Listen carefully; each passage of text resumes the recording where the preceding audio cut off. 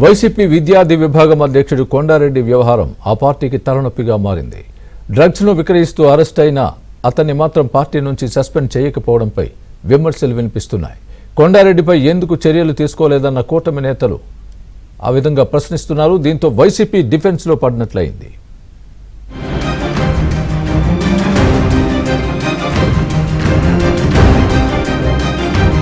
YCP విద్యార్థి విభాగం అధ్యక్షుడు కొండారెడ్డి వ్యవహారం ఆ పార్టీకి తలనొప్పిగా మారింది. పార్టీ నేతలు పర్యటనలతో వివాదాలు కొని తెచ్చుకుంటూ ఉంటే స్టూడెంట్స్ విభాగం ప్రెసిడెంట్ కొండారెడ్డి వ్యవహారం పలు విమర్శలకు తావిస్తోంది.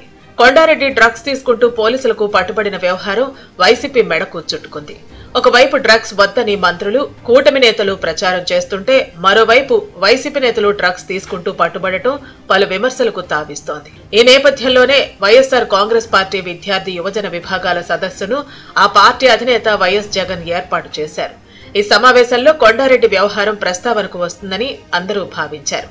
కానీ జగన్ ఆ అంశమే తనకు తెలియనట్లుగా ఉండటమే కాకుండా మెడికల్ కళాశాలను ప్రైవేటీకరించడం, ఫీజు రియంబర్స్మెంట్ పై ఆందోళనలు చేపట్టాలని, విద్యార్థులకు ఇది చాలా కీలకమైన దశ అని హితబోధ చేశారు. ఈ దశలో జాగ్రత్తగా ఉండాలని, భవిష్యత్తు ప్రణాళికలు రూపొందించుకోవాలంటూ ప్రసంగించారు. జగన్ ఎక్కడా కూడా డ్రగ్స్ గురించి మాట్లాడలేదు. ప్రైవేటైజ్ చేయడానికి మేమంతా వ్యతిరేకం అనే కార్యక్రమాన్ని గొప్పగా శ్రీకారం చుట్టాం. అక్కడి నుంచి అడుగులు స్లోగా ముందుకు వేస్తే పోదాం. ఐ థింక్ డిసెంబర్ నాటికల్లా ఫీజు రీఇంబర్స్మెంట్ మీద కూడా ఐ థింక్ చంద్రబాబు నాయుడుకి సఫిషియెంట్ టైం ఇచ్చినట్టుంటుంది. చైతన్యం తీసుకొని రావడం అన్నది అక్కడి నుంచి స్టార్ట్ కావాలి. ఈ యుగంలో డ్రైవ్ చేసేది మీరు.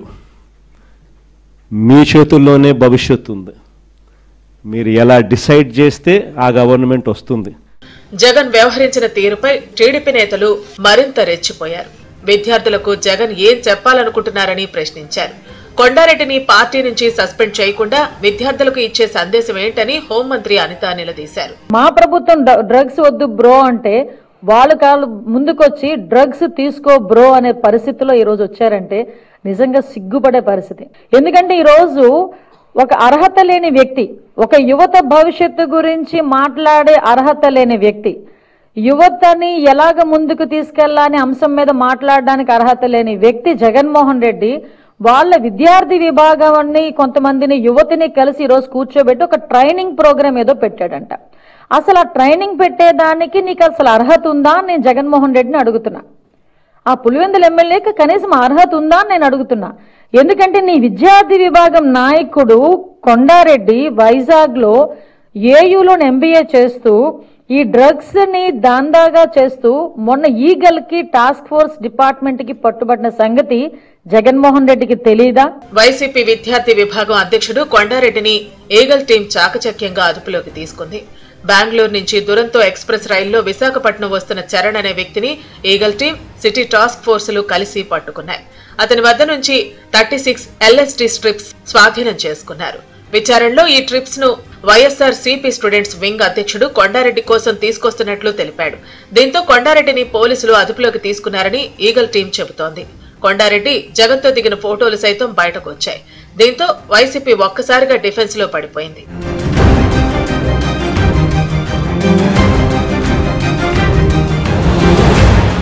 డ్రగ్స్ వ్యవహారంలో పట్టుబడ్డ కొండారెడ్డి వ్యవహారంపై టీడీపీతో పాటు జనసేన, బీజేపీ నేతలు గట్టిగా నిలదీస్తున్నారు. పార్టీ అధినేత జగన్ దీనిపై ఏమీ మాట్లాడకపోవడం, కొండారెడ్డిని సస్పెండ్ చేయకపోవడంపై ప్రశ్నిస్తున్నారు. కల్తీ మద్యం కేసులో టీడీపీ నేత జయచంద్రారెడ్డికి పాత్ర ఉందని తేలటంతో టీడీపీ హైకమాండ్ వెంటనే అతన్ని పార్టీ నుంచి సస్పెండ్ చేసిన విషయాన్ని గుర్తు చేస్తున్నారు. అలాంటప్పుడు పార్టీలో ఉండి డ్రగ్స్ వాడుతున్న కొండారెడ్డిపై వైసీపీ ఎందుకు చర్యలు తీసుకోవటం లేదని విమర్శిస్తున్నారు.